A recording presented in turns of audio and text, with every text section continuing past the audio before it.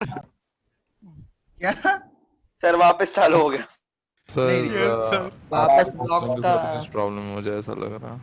अभी तो हाँ बिल्कुल सर। सही है कनेक्शन, कुछ प्रॉब्लम नहीं है, आवाज तुम्हारी साफ आ रही है, हाँ हाँ, पहले वो नहीं। सर वो लेकिन ठीक है अभी नहीं सर, देख बट रहा आप हूँ, धब्बे आ रहे हैं वापस। बीच में नहीं आ आप रहे ना, चलता है ऊपर और नीचे आ रहे हैं। अरे बैकग्राउंड बीच में आ गया नॉइज देख। सर लो बीच में आ लो काली जवान आ गया बीच अच्छा, में। मैं थोड़ा स्टार्ट करता हूँ, लिखता हूँ तब तक जो है।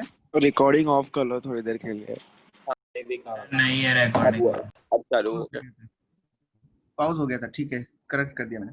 अच्छा देखो, ये 1/n1², ये 1/n2², और इस वाली वैल्यू को हम लोग क्या बोलते हैं? Rydberg constant. इसको क्या बोलते हैं? आर। आर क्या होता है? Rydberg constant. इसकी वैल्यू कितनी होती है ये हम लोग लिखेंगे। आर की वैल्यू जो है सर कराया आपने। सर 09 109 सेंटीमीटर इनवर्स भी बोल सकते हैं, हाँ करेक्ट है। या सर 1 पॉइंट, सेंटीमीटर इनवर्स नहीं समझा मेरे को कि सेंटीमीटर इनवर्स क्या होता है। ये पर सेंटीमीटर है, नंबर ऑफ वेव्स पर सेंटीमीटर है ना। नंबर तो ऑफ वेव्स पर सेंटीमीटर, ओके। अच्छा सुनो, जो आर है अगर इसकी वैल्यू मीटर्स के अंदर लिखी जाएगी तो जो हमारे पास ये कितना हो जाएगा सेंटीमीटर के, मतलब यहाँ पे 1 2 3, तो ये पावर्स कितनी आ रही है? पूरी 5, और इसको अगर हम लोग मीटर्स में लिखेंगे तो यहाँ पे 7 हो जाएगी पावर।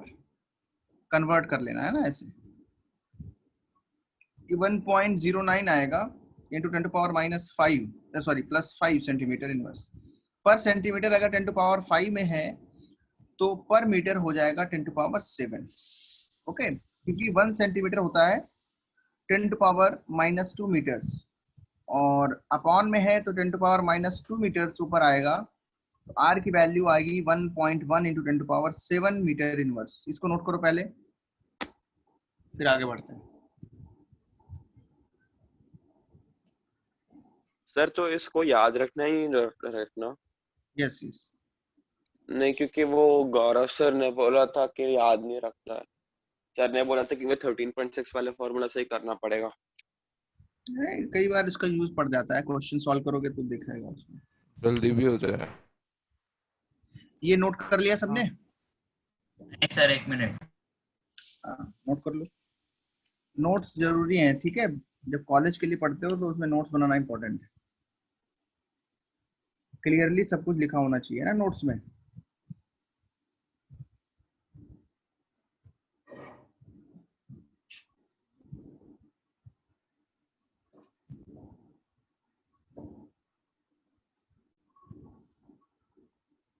वन अपॉन लैम्डा को न्यू बार भी बोलते हैं। 1/λ की जगह पे हम लोग न्यू सर बार ये शायद आपने करा दिया था ना। कोई बात नहीं, इसका भी यूज आएगा। न्यू बार कितना होगा? R(z²) 1/n1² minus 1/n2²। New बार जो है वो क्या है? वेव नंबर है, इतना याद रखेंगे। तो यहाँ से हम लोग बहुत सारे क्वेश्चंस को सॉल्व कर सकते हैं। मान लो इस तरीके से क्वेश्चन पूछा सकता है, find the wave number of photon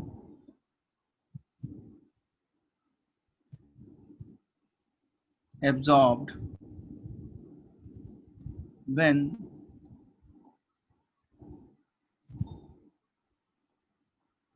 an electron in third orbit of hydrogen atom jumps to fifth orbit of hydrogen atom।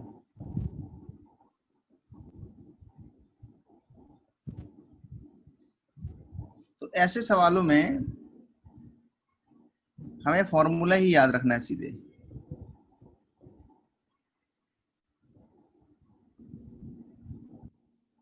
Direct जो है आंसर आता है इसमें।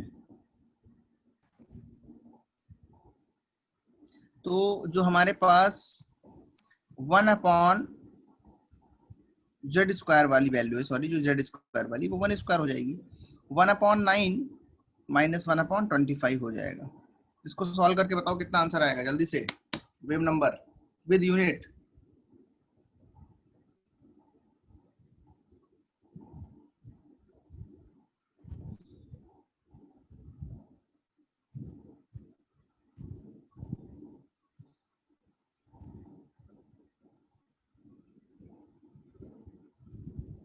कितने लोग का आंसर आ गया? चैट में कुछ लिख दीजिए। सर आ गया, आप लिख देखो, दिए ना chat में कुछ। 0.0782 इंटू 10⁻7 आया, ठीक है। इसको हम लोग क्या लिख सकते हैं, 7.8 करके लिख सकते हैं, और 10 क्या हो जाएगा, 5 मीटर इनवर्स। ओके, तो बहुत सारे बच्चों ने ये सॉल्व भी किया है।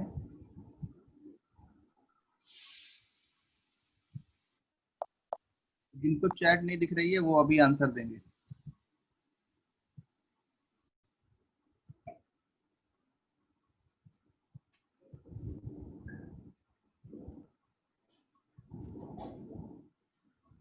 हाँ, एमिशन स्पेक्ट्रम में ही चलेगा।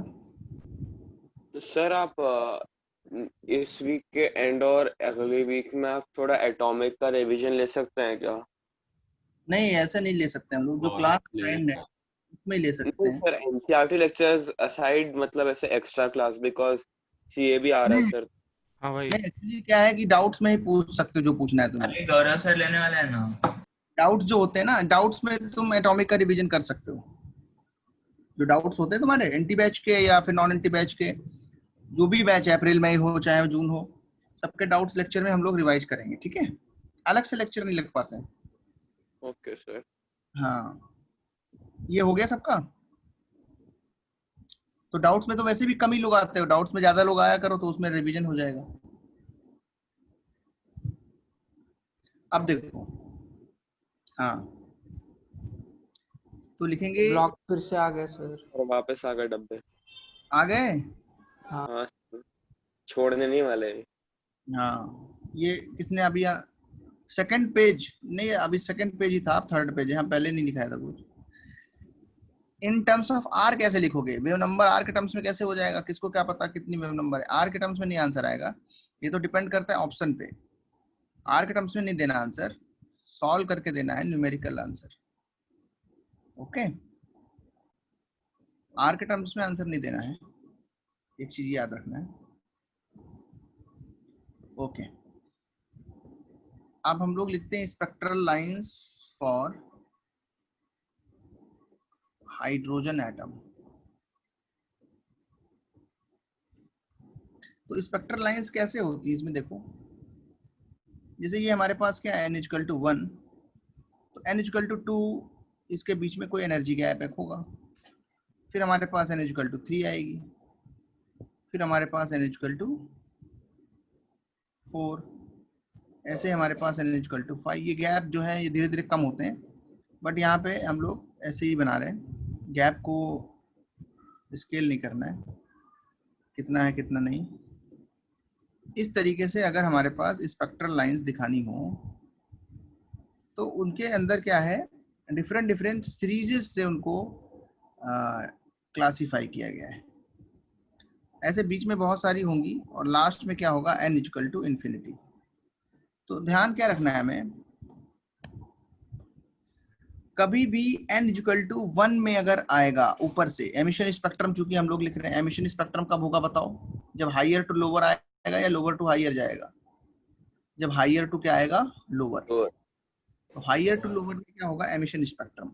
तो 2 से 1 आए या फिर 3 से 1 आए, 4 से 1 आए, किसी भी अपर वाली हमारी ऑर्बिट से अगर n=1 में ट्रांजिशन हो रहा है तो हम क्या बोलेंगे कि जो हमारे पास ये स्पेक्ट्रल लाइंस की सीरीज है ये हमारी लाइमन सीरीज हो जाएगी। कौन सी हो जाएगी, लाइमन सीरीज।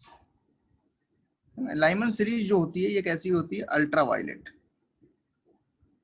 इसके अंदर अल्ट्रा वायलेट मिलते हैं हमको, क्योंकि जो एनर्जी गैप्स हैं वो काफ़ी ज़्यादा है। एनर्जी गैप ज़्यादा है तो फ्रीक्वेंसी उनकी काफ़ी हाई है, और अगर हाई फ्रीक्वेंसी है तो वो कैलकुलेट करने पे जो आंसर आते हैं वो अल्ट्रा वायलेट रेंज के अंदर आते हैं। तो लाइमन सीरीज जो है उसके लिए क्या इंपॉर्टेंट है कि transition should be from any upper orbit to n equal to 1, ये हमारा लाइमन सीरीज होगा। उसके बाद आती है बामर सीरीज। बामर सीरीज में क्या होता है, n इक्वल टू 2 में आना है अपर वाली ऑर्बिट से। तो 2 से पहली ऑर्बिट कौन सी है, 3 है, 4 है, ऐसे करके सबसे जो लास्ट लाइन होगी वो इसमें भी कहां से आएगी, इन्फिनिटी से आएगी। तो हम लोग इसके लिए याद भी रखते हैं, जो ये लाइन होती है इसको बोलते हैं फर्स्ट लाइन, है ना। जो सीरीज की फर्स्ट लाइन होगी वो क्या होगी, मान लो सीरीज का जो ग्राउंड स्टेट है वो n इक्वल टू 1 है फॉर लाइमन, तो 2 से 1 वाली लाइन को फर्स्ट लाइन बोलेंगे, इसको सेकेंड लाइन बोलेंगे, ऐसे ही थर्ड फोर्थ बोलते जाएंगे, और जो इन्फिनिटी से आएगी इसको बोलेंगे last line of the बामर series. Similarly यहाँ पे भी 3 से 2 बामर सीरीज की फर्स्ट लाइन हो जाएगी, ये लाइमन के लिए हो गई, ये बामर के लिए हो गई। ऐसे ही अगर हम देखें तो आगे भी होगा, n इक्वल टू 3 में 4 से आ जाए, 5 से आ जाए, 6 से आ जाए, या फिर इन्फिनिटी से आ जाए। तो ये जो हमारे पास पूरी सीरीज है इसको हम लोग बोलते हैं पाश्चियन सीरीज। इसको क्या बोलते हैं, पाश्चियन सीरीज। अच्छा, जो बामर सीरीज होती है ये विजिबल में भी लाई करती है ना। बामर सीरीज जो है इसमें विजिबल लाइंस भी आएंगी। कौन सी वाली विजिबल लाइंस होंगी, फर्स्ट 6, फर्स्ट 6 नहीं, सिर्फ फर्स्ट 4 6 से लेके 2 तक। हाँ, सिर्फ जो है फर्स्ट 4 लाइंस जो है वो कैसी होती, विजिबल। तो एक लाइन ये हो जाएगी, एक ये और इसके बाद वाली एक और लाइन। सर हर स्पेक्ट्रम में ऐसा होता है क्या? नहीं, सिर्फ बामर सीरीज में, हाइड्रोजन स्पेक्ट्रम के लिए बामर सीरीज में 4 विजिबल लाइनें हैं। फिर पाश्चियन जो सीरीज आएगा वो इंफ्रारेड में आ जाएगा। किसमें आ जाएगा, पूरा इंफ्रारेड में आ जाएगा। ऐसे ही अगर n इक्वल टू 4 में आती है, कहीं से ट्रांजिशन होता है इलेक्ट्रॉन का, तो ये जो लाइन होगी आगे बढ़ाएंगे इसको डेड डैश, इसको बोलेंगे ब्रैकेट सीरीज। ऐसे ही अगर n इक्वल टू 5 में आएगा तो उसको बोलेंगे फंड सीरीज।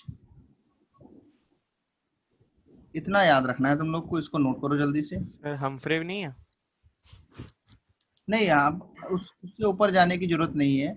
अपने जो सीबीएसई है उसमें सिर्फ पाश्चियन तक है, ब्रैकेट भी नहीं।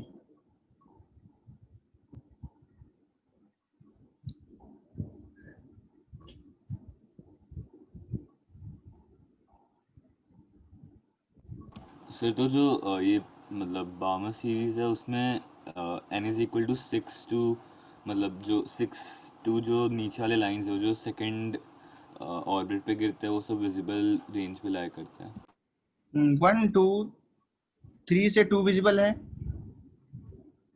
4 से 2 विजिबल है, 5 से 2 विजिबल है और 6 से 2 विजिबल है। ये 4 लाइनें विजिबल है, याद रखना है ना। Only these lines are visible. उसके बाद एनर्जी गैप बढ़ जाएगा, अल्ट्रा वायलेट में चली जाएंगी।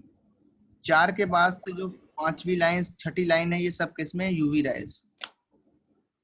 ठीक है, ये सब याद रखना पड़ेगा।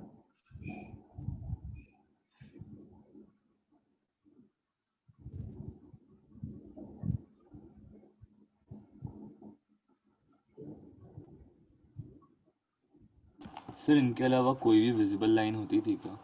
नहीं, इसके अलावा कोई विजिबल लाइन नहीं। Okay sir. Sir fund series में आप एक्सटेंड कर दीजिए वो लास्ट एरो इन्फिनिटी तक। क्या? फंड सीरीज में आप लास्ट एरो इन्फिनिटी तक एक्सटेंड कर दीजिए, वो मतलब आपने सिर्फ इसमें भी 9 नहीं तक लिखा है लिखा। फिर। चलो इसमें भी लिख लो, कर दीजिए वो। 5 वाले में भी डाल दिया। ठीक है सर, तो ऐसे कितने फैमिलीज हैं? बस फंड तक याद रखना है, उसके आगे नहीं है सिलेबस। ओ, मतलब याद तो रखना है फंड तक, बट एग्जिस्ट कितनी करती है? एग्जिस्ट तो सारी करती है ना, इन्फिनिटी तक एग्जिस्ट करेंगी, उनके नाम सर अलग नेम्ड, सर नेम्ड सिर्फ 8 है। वही तो आठ। तो अलग अलग जो है उनसे हम लोग को कोई मतलब नहीं है, वो सिर्फ एक थ्योरेटिकल नॉलेज है, वो जो इम्पोर्टेंट नहीं है। हम्फ्री सीरीज हो या उसके बाद की जो सीरीज हो, वो हमारे इम्पोर्टेंट, हमारे लिए important नहीं है। बस एक ऑर्बिट की लाइन बताओ। मान लो इन्फिनिटी से 9 में आया, उसको भी एक नाम दे सकते हैं, वो भी एक सीरीज हो जाएगी। इन्फिनिटी से 10 में आया, 11 से 10 में आया, इस तरीके से। तो उसमें कोई दिमाग नहीं लगाना है, वो कभी भी तुमसे नहीं पूछा जाएगा। सबने ये नोट कर लिया? जी sir. Okay good. Minute sir एक मिनट रुको ना। अच्छा अभी लिखा है, चलो।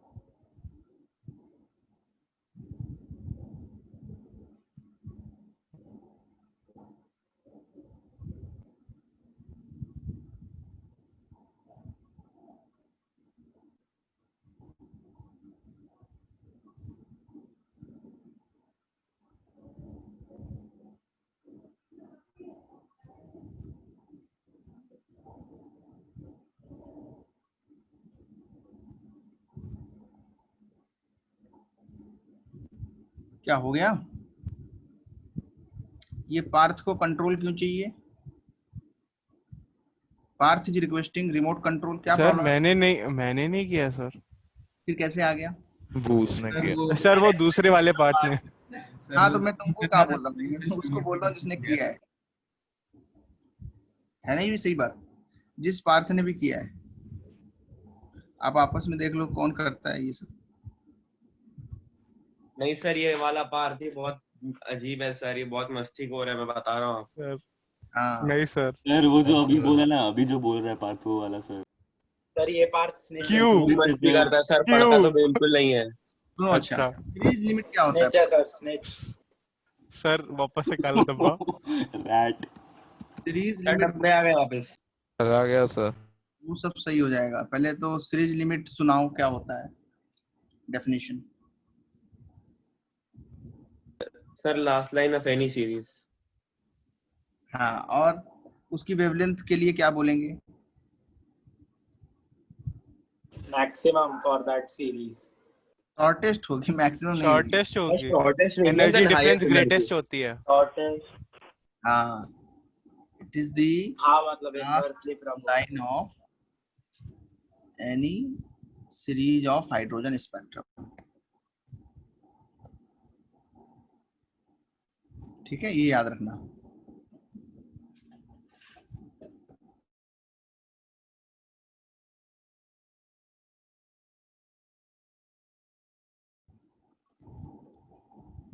शॉर्टेस्ट वेवलेंथ, ये किसी बच्चे ने कमेंट में पूछा है इसलिए बता रहा हूँ, है ना?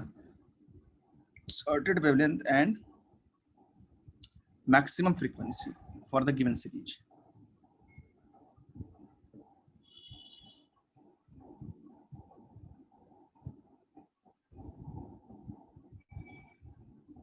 तो इस पे क्वेश्चन पूछा जा सकता है,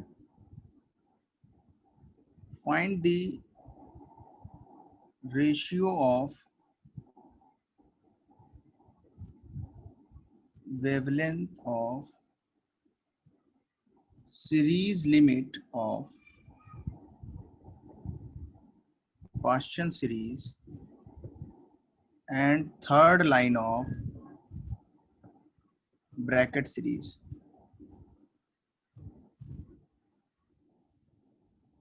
क्या आंसर आएगा बोलो?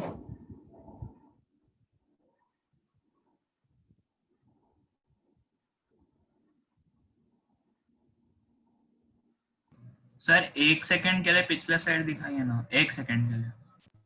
हाँ हो गया सर। हो गया। ओके।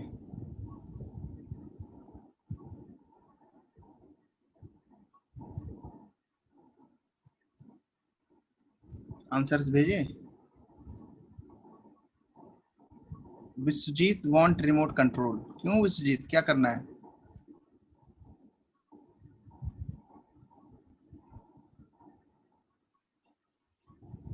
गलती से भी तुम लिख देते हो। रिमोट कंट्रोल का ऑप्शन कैसे मांगते हो? वहां पे आता है, वो जूम मीटिंग्स में आता है वो एक्चुअली। तो जो दो बार क्लिक ऑप्शंस करना पड़ता है। हाँ, 2 बार क्लिक करना पड़ता है, उसके बाद ही होता है। जानबूझ के मतलब गलती से नहीं हो सकता। वही तो। सर वो चाहते कि आप गलती से दबा दो ये इस पे। जिसने साइन इन करके रखा है ना जूम आईडी में, वो उसमें हटा सकता है रिमोट कंट्रोल वाला ऑप्शन सेटिंग्स में। बट ये तो मैम करती हैं, इसलिए से बहुत सारे ऑप्शन तुम लोग को दिए हुए हैं। नहीं तो कुछ सारे ऑप्शंस इनिशियली हटाए जा सकते हैं, जैसे एनोटेट नहीं कर सकते हो तुम, या अपना रिनेम नहीं कर सकते हो, अपना प्रोफाइल फोटो नहीं चेंज कर सकते हो, ये सारे ऑप्शंस हैं उसमें। बट जो हम लोग की पर्सनल आईडीज होती है ना, उसमें हम लोग ने करके रखा हुआ है, उसमें नहीं मांग सकते हो तुम ये सारा चीज, रिमोट कंट्रोल वगैरह। बट मैम लोग ने नहीं किया है शायद, इसलिए कुछ बच्चे मांगने लगते हैं। अच्छा सर आपको म्यूट भी कर सकता है। हाँ वही तो। सर एनोटेट करके हम कर भी क्या लेंगे सर, आपने तो बंद कर दिया। सर गौरव सर के क्लास में से हार्ट्स वर्ड बनाते रहता है कोई। वही तो, उससे क्या होता है, डिस्टर्ब हो जाते हैं बच्चे, कोई सॉल्व कर रहा होता है जो। क्लास के बीच में थोड़ा ना होता है। स्टार्टिंग में ही करते हैं कुछ बच्चे ना। हाँ रिज्वाइन कर लो जिसको रिज्वाइन करना है। कुछ बच्चों का नेटवर्क इशू है, वो रिज्वाइन कर सकते हैं। क्या आंसर क्या आया, बोलो जल्दी।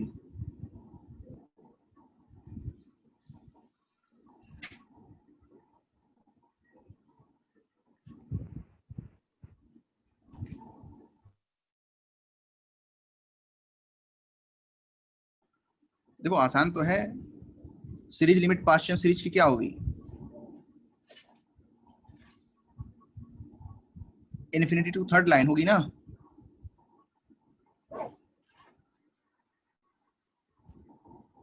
लैम्डा 1 जो है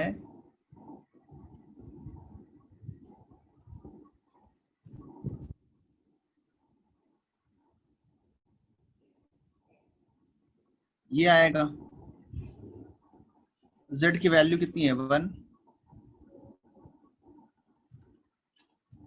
तो r/9 आएगा। लैम्डा 1 कितना आएगा 9/r, सीरीज लिमिट के लिए हो गया। फिर दूसरी चीज क्या लिखी है, 1/λ2 r, z1 है। और थर्ड लाइन क्या होगी ब्रैकेट की, बताओ।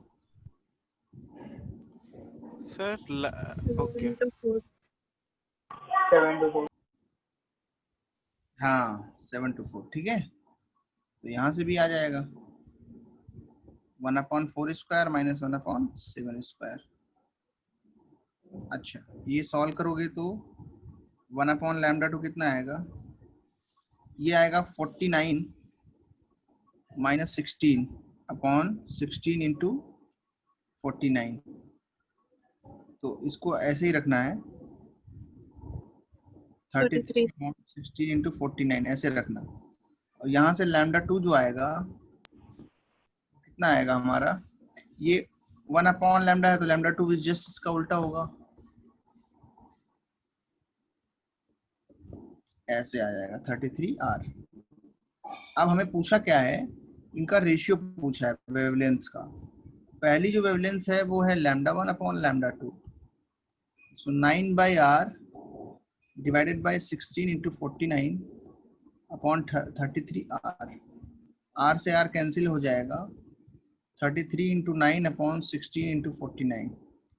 तो ये कई सारे बच्चों ने कमेंट किया है यही आंसर, या नहीं किया है, एक ने तो उल्टा कर दिया है, थोड़ा सा उसका रिवर्स हो गया कुछ कैलकुलेशन में। तो इसके पहले वाला स्लाइड दिखाइए ना एक बार। हाँ दिखा रहा हूँ, देख क्वेश्चन वाला साइड भी।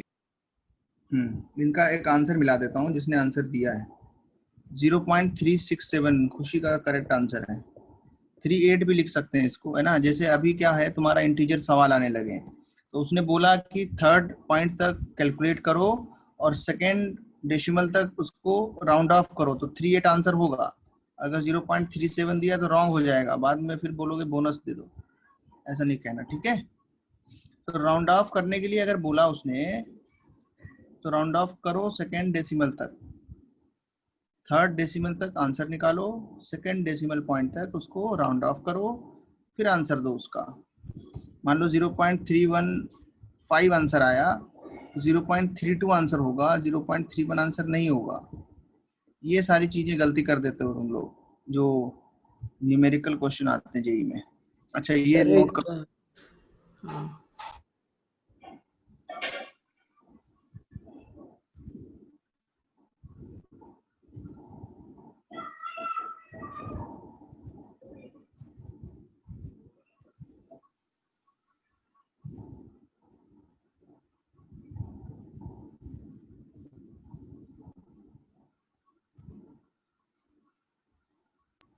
सर क्वेश्चन वाला स्लाइड। अच्छा फिर आगे वाली स्लाइड दिखा। हाँ, इसको क्वेश्चन वाली स्लाइड देखने दो ना एक बच्चे को।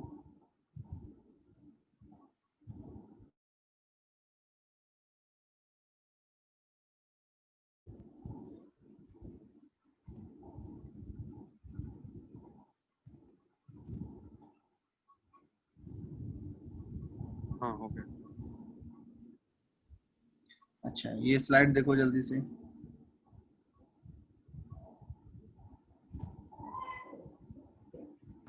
Sir last slide. Sir answer दिखाओ बस। आंसर जो है 0.378 आता है और 0.38 कह सकते हैं।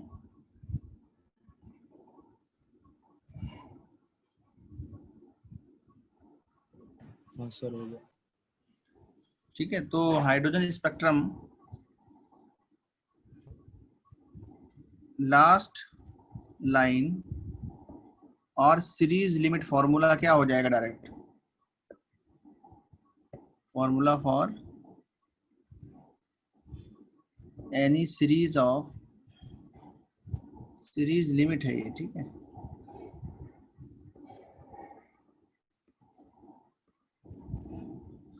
और any series of hydrogen spectrum, इसको ऐसे याद रखते हैं।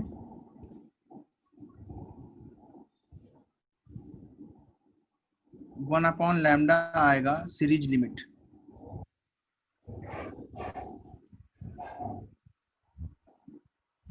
Are Z square upon N square, lambda आ जाएगा और यहाँ पे तो जेड बनी है, एन स्क्वायर बाई आर। ये याद रखना है थोड़ा सा formula.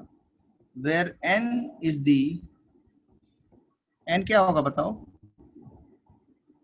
Ground state for that series. इस पे क्वेश्चंस कई बार डायरेक्ट पूछे जाते हैं। ये फॉर्मूला अगर याद होगा थोड़ा जल्दी से आसानी के साथ आंसर लिख सकते हो, है ना। अगर ये वाला फॉर्मूला याद है तो सीरीज लिमिट का ये डायरेक्ट फॉर्मूला है।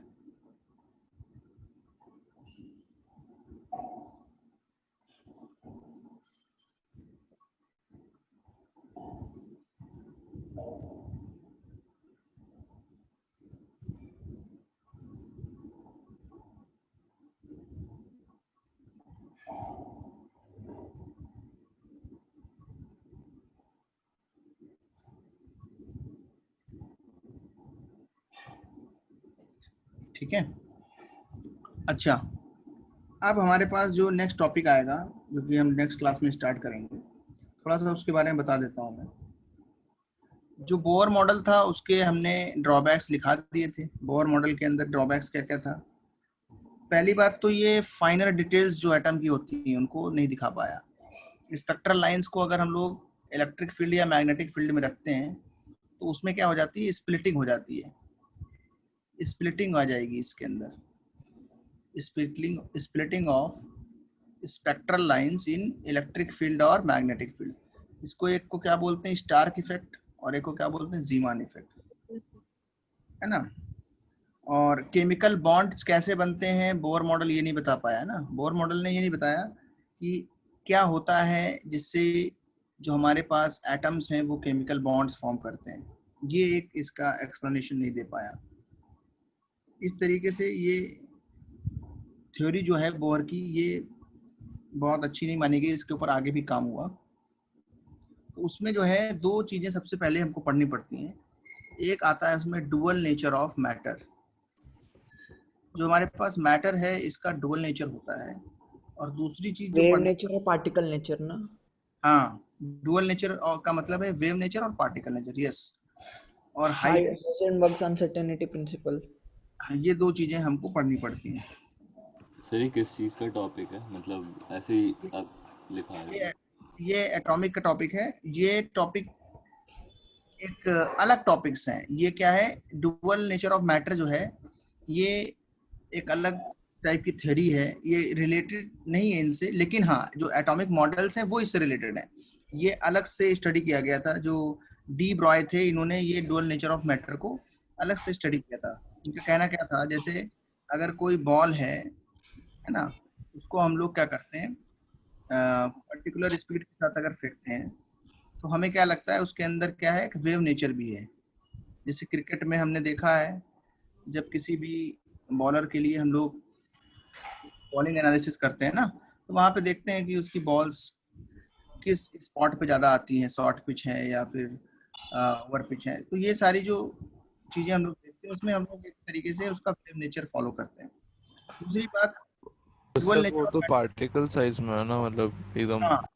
हाँ बड़ा साइज है ना। बट क्या हुआ, डुअल नेचर में ये माना गया कि अगर ऐसी कोई भी चीज जो मोशन में है उसके अंदर वेव नेचर आ जाता है।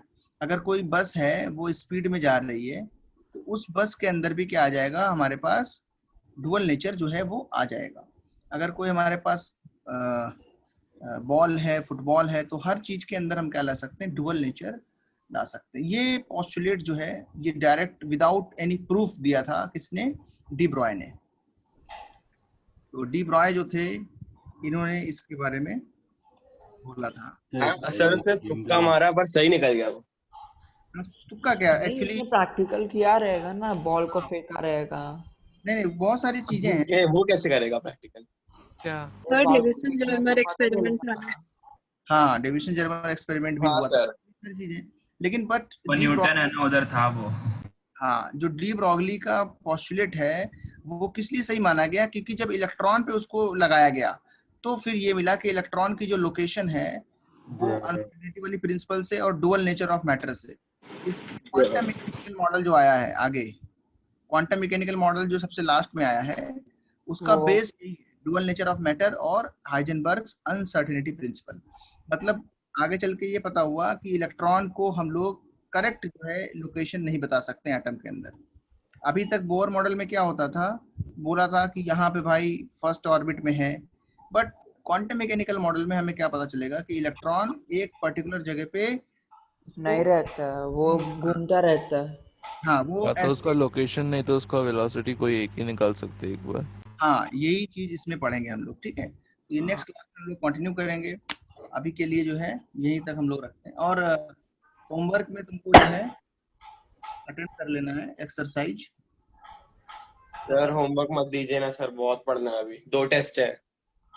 हाँ सर। ये ना बिना होमवर्क के तो फिर हो नहीं पाएगा तुम लोग से।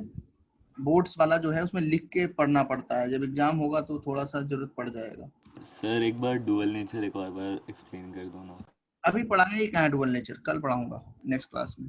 ओके सर, अभी छुट्टी मंडे को सर अभी थोड़ा पढ़ा के चला जाओ, नेक्स्ट लेक्चर मंडे को है। हाँ सर 2.1 to 2.10 दोनों तो जाए। सब इंग्लिश है, वैसे भी थोड़ा पढ़ा के चले जाओ। हाँ सर, थोड़ा इसे खींच लीजिए। थोड़ा खींच लो। Yes sir, just 1.5 hour। ए तू क्या बोल रहा है? तू चुप रह, पार्ट 1.5 आधा घंटा तो लगेगा भाई तेरा बस 2 घंटे एक्सटेंड कर दो बस। वही तो बस इंग्लिश नहीं होना सर ले लीजिए सर इंग्लिश। 4 बजे को यही का लेक्चर नहीं है ना, बोर्ड्स के लेक्चर में इंग्लिश भी बराबर है, जितनी केमिस्ट्री है उतना इंग्लिश। 2.1 to 2.10 होमवर्क आना चाहिए। ग्रुप है तुम्हारा ना होमवर्क वाला, कितने लोग को ग्रुप अलाउड है ग्रुप वाला होमवर्क का? सर नहीं बना। नहीं सर, नहीं है हम लोग। आप लिंक भेज दो सर, हम लोग ज्वाइन कर लेते हैं सर। आप लिंक भेज दो ग्रुप पे। सर ये 2.1 एक्सरसाइज है। हाँ ये एक्सरसाइज 2.1 10 एक्सरसाइज 10 नहीं है, ये क्वेश्चन नंबर है। क्वेश्चन है भाई, फिजिक्स का वैसा। हाँ क्या भाई मान लो क्या है और भी ज्यादा ही पढ़ा देते रुकोगे। सर, आप ग्रुप का लिंक भेज दो सर, हम लोग ज्वाइन कर लेंगे। चले गए सर।